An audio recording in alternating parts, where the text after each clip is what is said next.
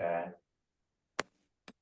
All right. So I'm just going to share my screen so we can run through kind of the just for the recording purposes. This is the Town Council Finance and Government Committee meeting with Josh and Ann and Cheryl to go over highlights of the 25-26 budget presentation for town finance. Thanks.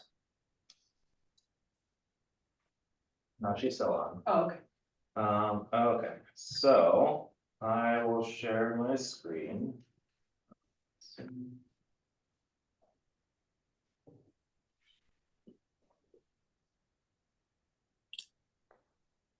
Okay. All right.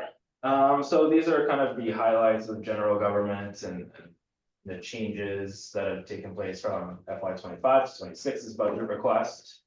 So starting with the expenditures, as an overall for the departments that kind of fall within general government, it's an increase of 2.75%. That includes, you can see the departments listed on the left there. And we'll touch each of them and some of the other minor departments and go over some of what causes those changes. So starting with the first selectmen's department, that is increasing 11.55%. That's really mainly driven by one thing, and that's the grant writer position being moved to the first selectmen's department from the finance department. That's Greg Riley. Coming out of the first selectmen's department is we had an HR generalist position divided 50-50 between HR and the first selectmen's department, and now it's a 25-75 split in favor of HR. So that kind of brought down the full time, but then moving the grant writer position into it kind of brought that back up.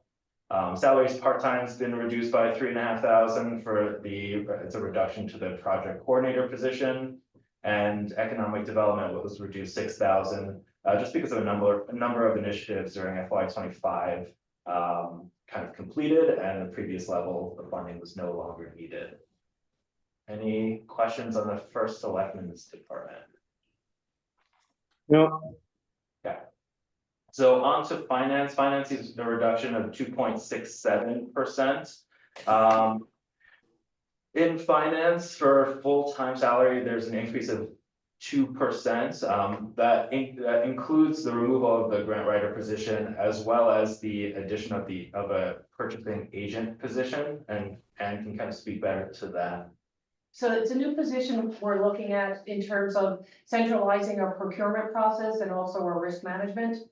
Currently, everything is decentralized at the department level, and we want to make sure that we can bring everything together in terms of contracts, following purchasing policies, our liability in terms of insurance for our contractors, but also on the side of the town from a risk management, and centralize that.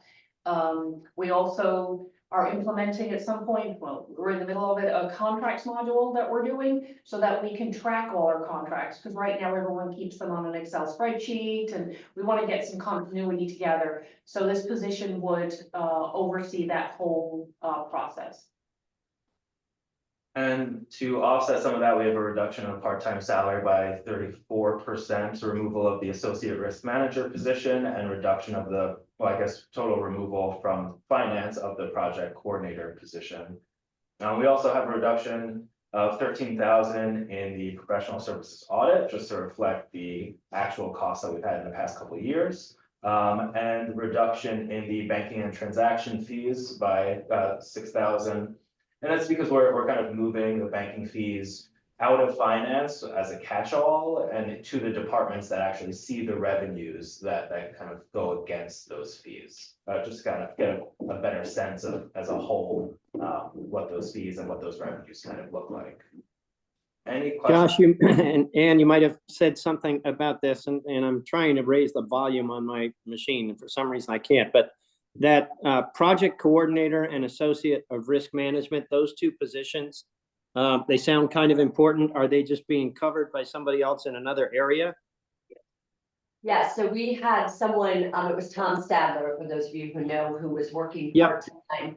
And we have a risk management team.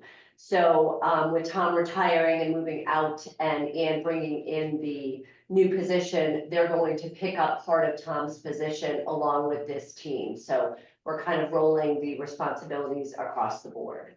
Great, thanks. All right, on to the tax assessor. So it's probably best to view the tax assessor and collector in this presentation kind of together, because our, is it 8 or 18-year tax collector? 17 years, our tax collector has been with us, she's retiring. So that role is being kind of merged with the tax assessor role. So you'll see the assessor's department increase and kind of a offsetting decrease in the collector's department. So the tax assessor sees an increase of 11.1%. Salaries full-time is up about 9.5% due to those positions merging. There's also an addition of a part-time employee kind of to support that new merged position as I think kind of like a go-between between the departments. I think the Board of Selectmen just approved that position right now. Service contracts is also seeing a $5,000 increase, which is just their QDS software. It's 5,000 sounds like a lot, but it's really only 3,500 over what the actuals were last year. So if you imagine, 2 years ahead of that, it's really only an increase of about 1,500 per year. I think this line was typically budgeted lower than it should have been, and so this is kind of a catch up to where it should actually be at and reflects what the actuals have been. And with the combination of the tax collector and the tax assessor into one role, it's a savings of about $80,000 between the two departments. Great, thank you. Yeah. So you kind of see that savings here with the tax collector's department having a decrease of about 31%. No, it's exactly. Which shows a decrease of about $85,000. Cheryl was good. So salaries full-time is down 41%, like we had talked about with merging of the two positions. And salaries part-time is up 4,600, and that's kind of the other half of that same part-timer that we're bringing on to support those. And similar to the tax assessor, service contracts for QDS cloud software is increasing about $1,000. Any question on either of these two? Not for me, thank you. Yeah. Legal is seeing a $25,000 increase or 6.25. We're just starting our police and fire union contract negotiations in FY25, so that little extra bump is to kind of support those two. Right now, we're I think 400,000 for this year, and we're running really kind of on the mark with that. So hopefully that 25,000 kind of makes up that difference for those negotiations. I think historically, haven't the legal expenses come in at under budget? Not one of the years because of the 830G was, we did have a shortage. Was it last 24? It was either 23 or 24. But we did have a spike just because of that. Yeah. On to HR. HR seeing an increase of 9%. And most of that really is due to that restructuring of the HR generalist position, the 50-50 now to 25-75. If you filter that out, it's really a 1.8% increase year over year. So the salaries full-time is 11.7% because of that. Our payroll processing is coming down 2,500 because of a new ADP contract that's now in effect. State drug and alcohol testing is down 2,000, bringing it in line with actuals, and training is up 2,000. Training kind of is a catch-all for a lot of departments that may not have enough training in their own department, so they come to HR to kind of supplement that. Any questions on HR? Nothing about HR, just a tiny little nit. If you go back one slide. No, forward one, sorry. Next, forward one more. What you just were showing us. There you go. That third bullet, state drug and alcohol, to bringing in line, you just need a G in bringing. Oh, yeah. Yes, it's true. I'm not brining it. Yeah. Okay, not substantive. Go ahead, thanks. It's substantive to some of us. Yeah. All right, so on to IT. So IT probably sees one of the biggest jumps in general government, and that's because of a couple things. So they're seeing a 21.7% jump, and it's really due to the service contracts line. And so that sees a $115,000 increase year over year. The main driver of that is it's a $65,000 inclusion dark trace. This was something that was included in the capital budget for the past 2 years, I believe, maybe 1 year, I think 2 years.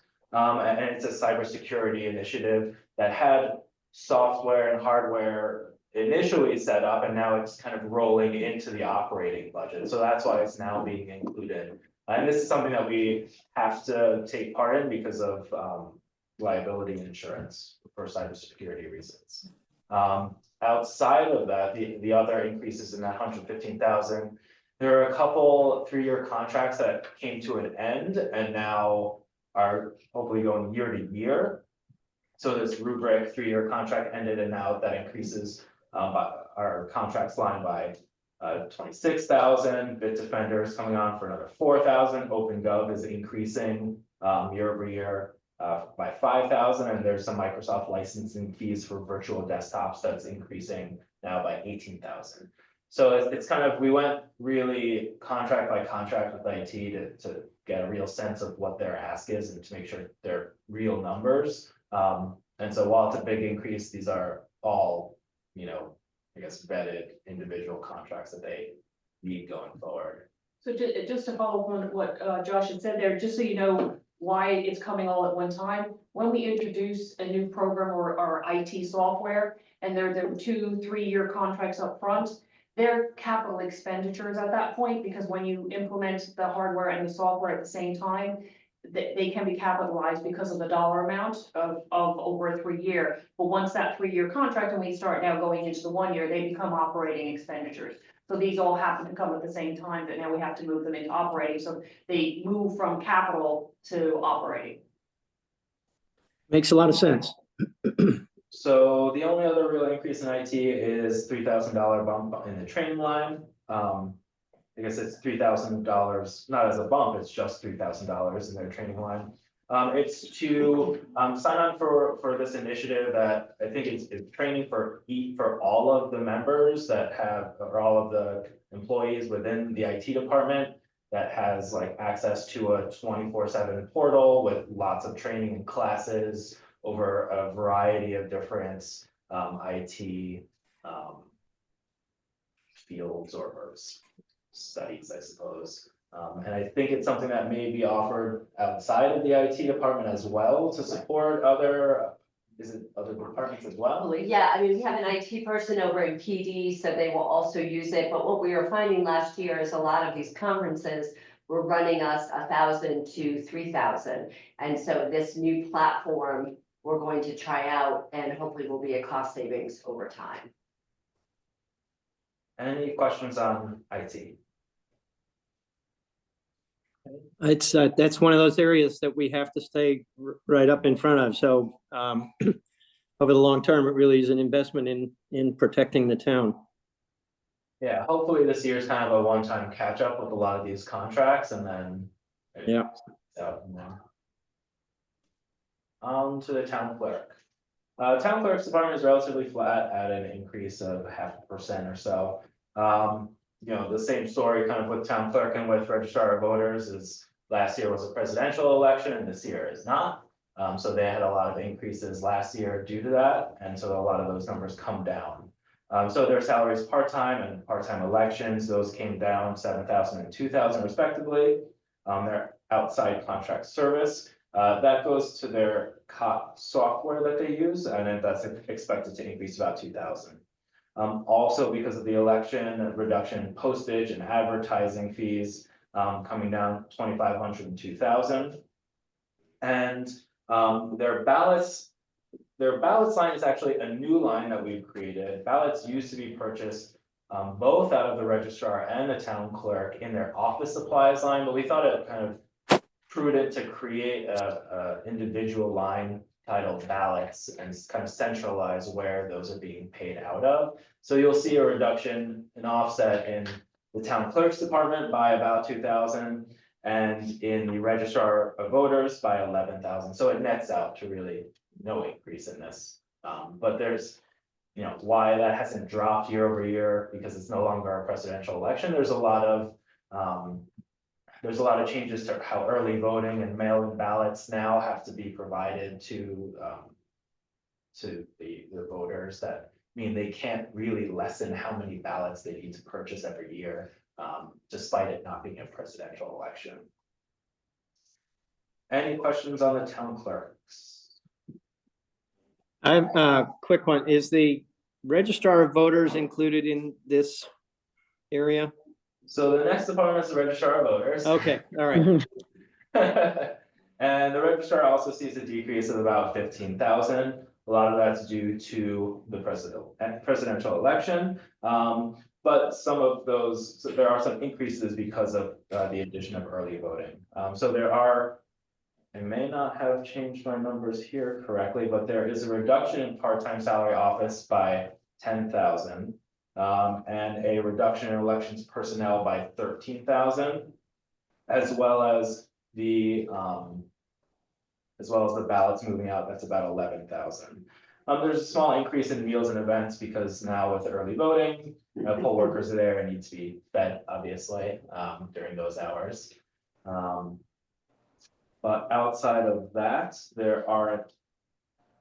I guess there's an increase of 2,000 in election equipment and repairs. I know there are new voting machines that are going to be coming online in the next year or so, and there's training associated with that, and kind of I think there's a new voting registration portal as well, so there's also kind of training along with that as well.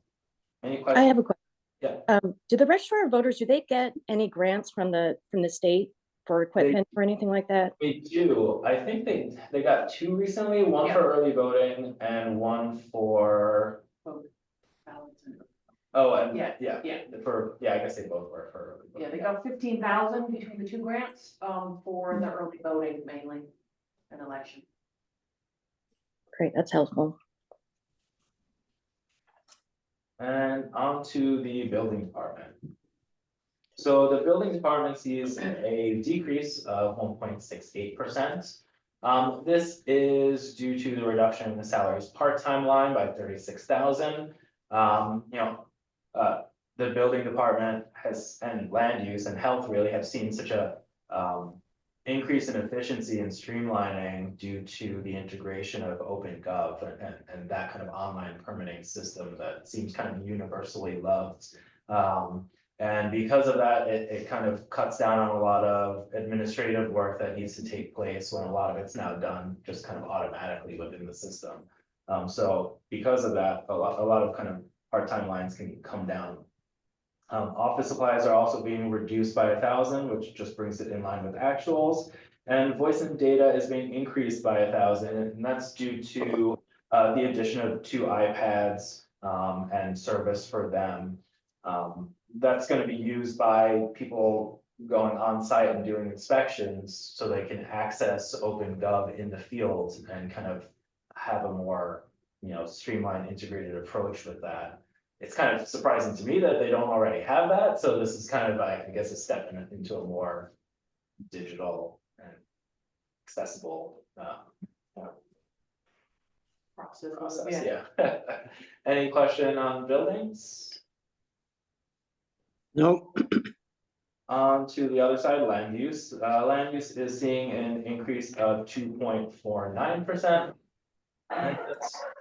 Really, outside of salaries, it's really mainly due to professional memberships is increasing by 1,000 due to Westcog membership fee increasing.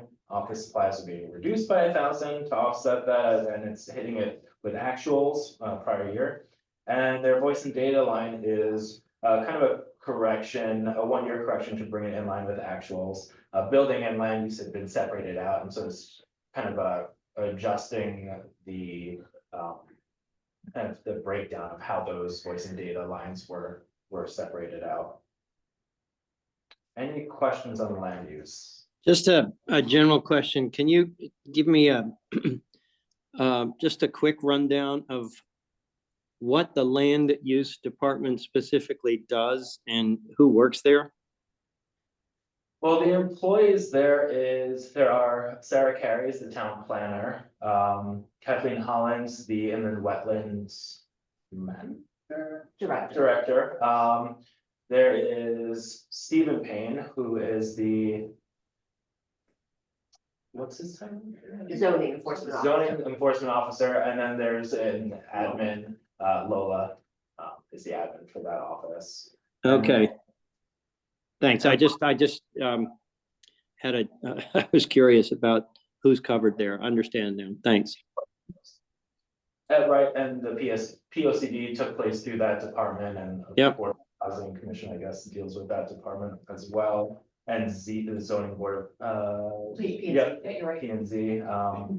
Also, I guess what they do, I would probably jump very quickly to their revenue lines. They do zoning permitting in the wetland violation fees and P and Z application fees, sign permitting and other deep admin costs and so on.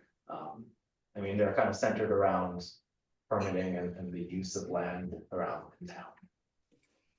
And the enforcement of regulations, I suppose, that's the zoning. Thanks. Yeah. So we're on to a couple of smaller departments, so we're bundling some together. That's the health and security benefits, pension, OPEB, and insurance. So some of the highlights for them, pension, the contribution to the town benefits fund, that's the health insurance for the town employees, is up 5%. We kind of get a better sense as we go along through this process to make sure that's in line with what our provider says is correct, and right now we're at about 5%. The BO, so there's a 401A contribution that the town does to Board of Education employees, and that's up 11.2%, and that's just based off of current year actuals for their payroll now and adjusting for kind of salary increases next year. Wellness is, there's a 15,500 increase in that line, and that's to support a wellness fair that happens every other year. It traditionally was split with human services, but now is being fully covered within this department. The workers' compensation line is seeing, oh, I guess I should say I skipped one. The town pension contribution and OPEB, the pension contribution is up 275,000 as following the report from Hooker and Holcomb. And this increase is due to It's an increase. We've had a significant number of new police officers join us. So there's a jump in salaries that we're seeing a little bit with the Board of Ed and a little bit with Public Works. So the actuaries have come back with that increase. OPEB right now is still flat at 0, which is good. Workers' comp, we're seeing a decrease of 7.65%, kind of bringing it down to reflect recent positive claim experience while being a fully insured plan. And insurance blanket coverage is at a 3% increase year over year. Any questions on any of these lines?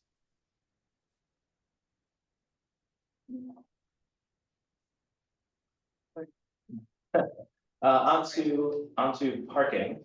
Parking has the least changes of every department at just a total change of 6,000, 1.6%. Really, it's a reduction in their gas and oil line by 1,000 bring it in line with actuals from prior years, and that's really all that's going on with the parking department. Any questions there? Okay, On the full-time salaries, is that just COLA increases? Correct. I believe so, yes. There's 2 union members in Yep. that department. Thank you. On to a couple more departments. This is debt service, town commissions, contingency and transfers. This is the first year we've kind of created a department specifically for town commissions. They used to be kind of separated out. So now we've kind of consolidated that. So in debt service, there's a reduction. Well, the debt service itself is remaining flat, as you can see here. The only reduction is in the Board of Ed IT lease.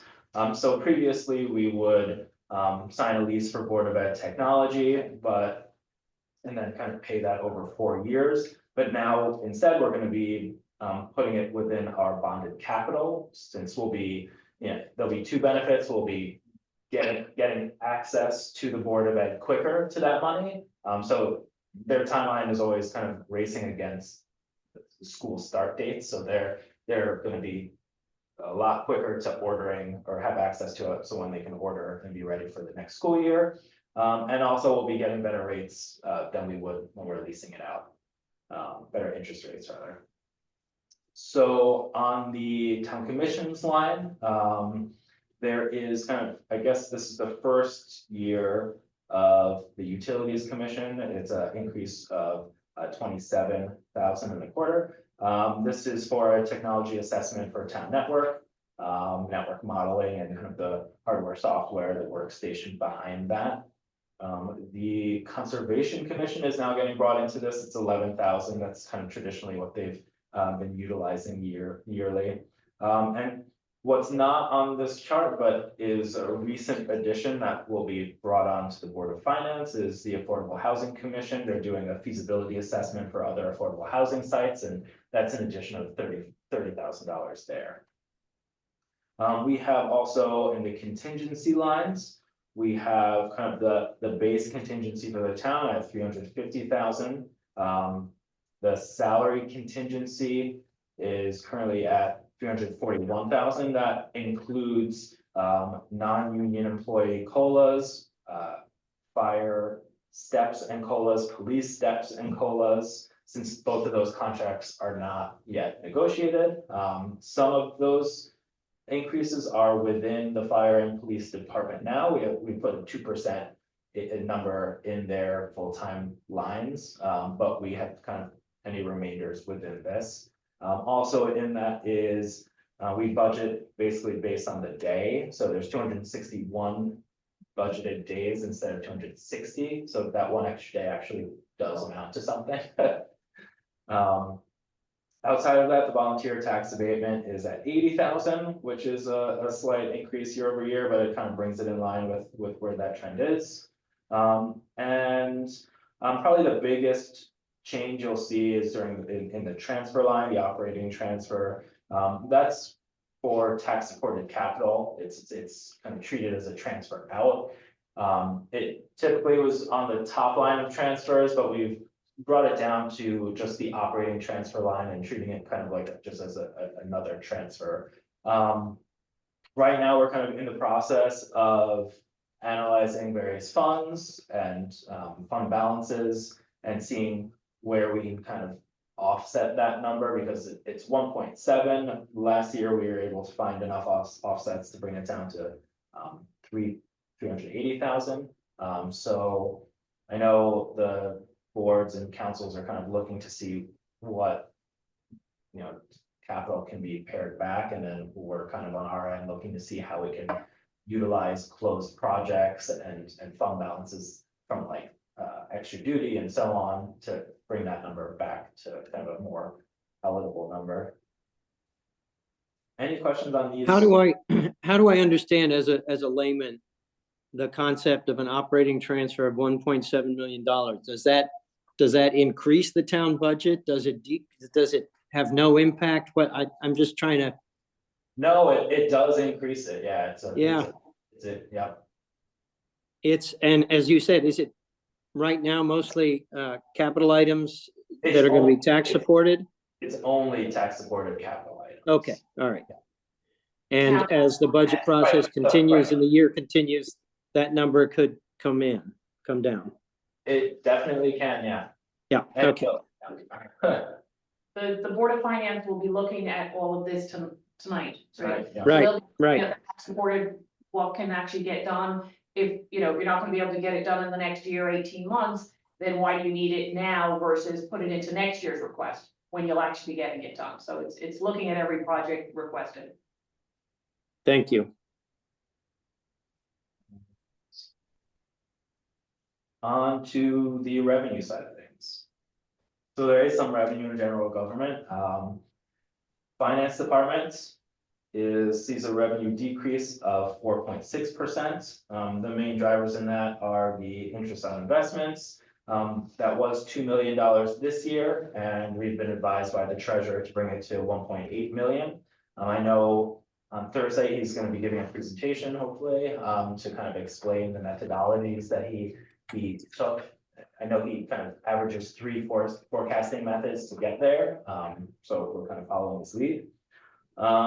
Some new additions, I don't know. So the governor's biennial budget recently, I guess I should change the title there, recently got released, so we know what we're getting in grants. So what was approved by the Board of Selectmen is being changed slightly. I don't know if it's really being increased, it's kind of flat, just getting reallocated slightly. So year over year, I don't think there's much of a change. Rental property we're actually closing the rental property fund, and that's getting integrated into the finance department. The auditors have wanted us to kind of close out some of these smaller funds that don't have much activity in them, and this was one of them. On to the tax assessor and collector. There's not really much to talk about in terms of revenue between these two. The tax collector's department is really just a factor of the expenditure budget. It's kind of the plug number that makes the property taxes work. So that number will change as this process goes on. And the tax assessor side, the state property rebate, that number we get from the governor's biennial budget. We typically budget on the lower end, and then we get a little bit more than they anticipate, but we kind of have to go with the number that's in the governor's budget to make sure it's kind of accurate. On to town clerk. Town clerk is proposing an increase of about 5%, 6%.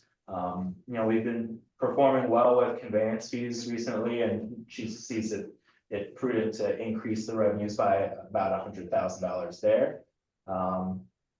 Also kind of bringing a couple other smaller lines in line with what recent actuals have been. The MERS town fees have gone down 7,000, vital stats fees have gone up 5,000, copier revenue down 2,000. These are kind of just following the trends of the past year or so.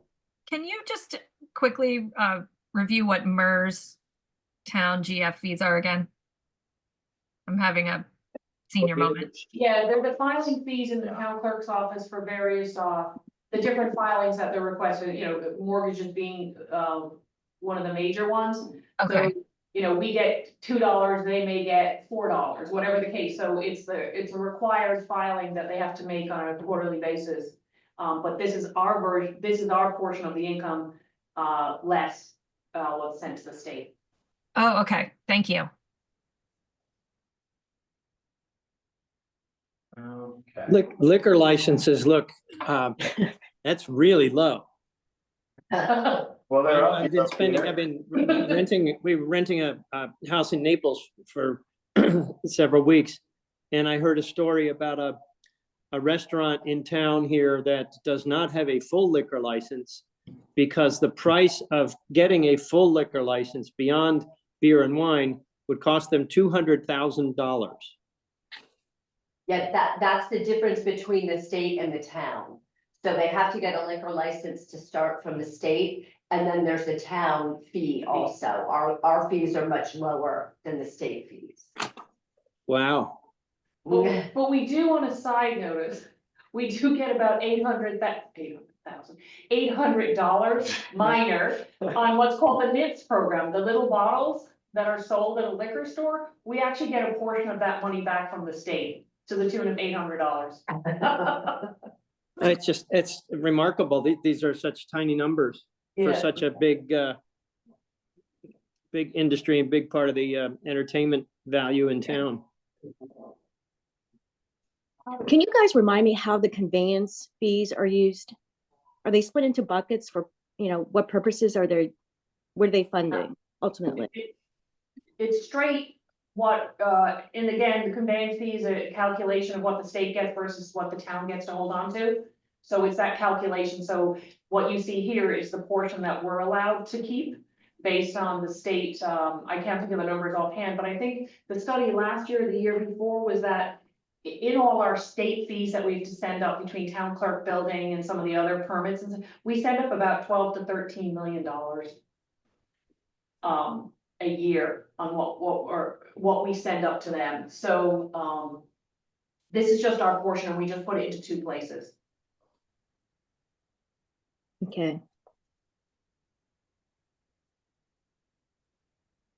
On to building and land use. They're also seeing small increases year over year. Building permits this year have been doing pretty well. So they're comfortable adding 50,000 to that line. And zoning permits also, I don't think they've seen an increase in numbers, but they've had more successful collection of these fees just due to the use of OpenGov and people having to pay for their fees when they begin the process instead of at the end of it when they're kind of collecting those permits. And on to parking. So parking sees about a there we are. Sees about a 5% increase year over year. The parking department kind of just follows the trends of the town, so increasing tickets by about 25,000, meters also by 25,000, and decreasing boxcar. Collection rates of tickets has kind of increased, and the meters is just bringing it in line with actuals. Pay by phone has kind of facilitated easier payment and renewal of parking spots, so that's increased that line. And boxcar, we think there's kind of a reduction in boxcar because of the slow decreases in work from home days, and there's been increases in permitting this year and kind of offsetted by decreases in boxcar revenue there. What exactly is Boxcar? Boxcar, it's like a spot rental service that I think it's an easy thing for a day or two if you want it for in a week. I think there's probably a break-even point of 2 or 3 days a week if you're commuting, that it makes more sense to grab a parking permit than Boxcar. Thanks. Yeah. I think I asked the same question a year ago. I just forgot. I think we have them at Talmadge Hill, and that's Yeah. just there, yeah. And the last two are just the smaller departments, insurance liability, which is the workers' comp offset, member equity, and the miscellaneous.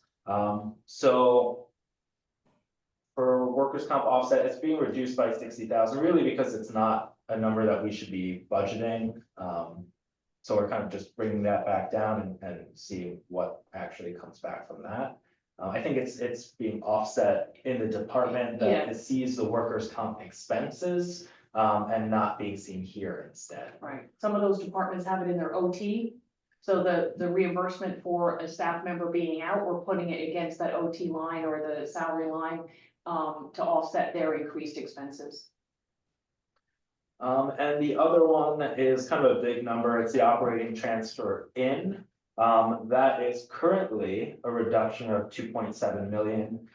That is a transfer in, or from last year's budget, that was a transfer in from several places. The majority of it was from bond premium to offset debt service interest. And we'll know what that number will be once we go out to bond next week. It's next Tuesday. So that'll get filled in with something. Also last year, we brought in about 474,000 in ARPA as, I guess it was to reimburse the general fund for lost revenues during COVID. And also we closed the dog fund, which I think was 60,000 or so that we had budgeted. So a lot of those are one-time transfer ins. The bond premium, of course, we'll get when we go to bond, but that kind of makes up that big decrease there. And the last thing is capital projects. We do have a couple capital projects in general government. IT is the majority of them. It's just IT hardware, software, and WAN hardware, software. They have them every year. Right now, they're going through the process of changing out a lot of the virtual machines, like the desktop units that we use to log into the virtual machines. They're circling around kind of office by office, replacing them. This is kind of their yearly repairs and equipment that they need kind of to function. And parking is looking at 9 pay machines on, I think it's mostly on Elm with 1 on South, and that's for 91,000. And that's kind of it. Are there any questions about any of it? I know there were kind of a lot there and a lot of departments. So just quickly on the last point, the parking machines, is that, so we're gonna start having paid parking on Elm and part of South, or is that in a particular spot? I believe it is, It's yeah. looking at the Elm Street, yes. Okay, I think there's. I knew that was an item of discussion. I think the first selectman's brought it up at several times. I didn't know that was actually moving forward. yeah. Just for the authorization, so that it's in place if they need to, if it's a decision that they decide to move forward on it, the authorization is in place to be able to do it. The only reason I comment on it is I've heard from numerous merchants and citizens in pretty strong opposition to paid parking on Elm Street. Just FYI. Yeah. But that would be that's a capital expense, right? Or capital approval. Exactly, it's going That would- into our bonded capital, yep. Yeah, so that wouldn't directly impact the amount that the taxpayer pays. Right. Thank you. Just in preparation if. Yeah. Understood. Thank you, guys. That was really, really helpful and very thorough. And I love the way you present it as like, these are the main drivers. It's always so easy to follow and understand where increases and decreases are coming from. So it's very much appreciated. Thank you. Very helpful. Thank you. Thank you. Sure, you're very welcome. I guess let us know if you have any questions or need any follow-up points or anything like that, or ways we can make it better for Board of Finance and Town Council in the next. Always very thorough. Thank you. Yeah. Yep, Really All good. right. So good luck on Thursday and we'll see you soon. Sure many of us Thank will you. be watching. Thanks, guys. Bye-bye. Bye-bye. Thanks. Bye.